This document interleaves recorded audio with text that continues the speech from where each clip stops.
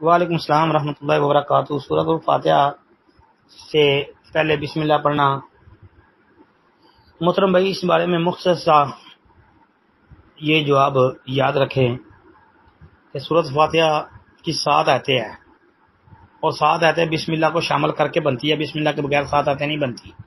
بسم اللہ الرحمن الرحیم یہ سورۃ فاتحہ کی مستقل آیت ہے۔ قرآن پاک میں اللہ تعالیٰ 14ویں پارے میں فرماتے ہیں وَلَقَدْ آتَيْنَاكَ سَبْعًا مِنَ الْمَثَانِي وَالْقُرْآنَ الْعَظِيمِ۔ جی تو یہ 7 آیتیں آپ گن لیں، بسم اللہ کو ساتھ شامل کریں گے تو پھر 7 آیتیں بنیں گی۔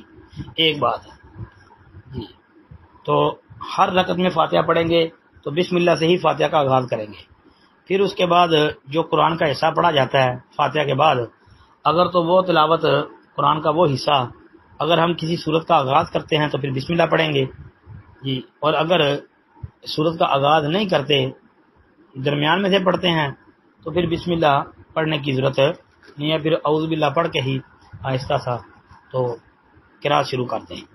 السلام علیکم ورحمۃ اللہ۔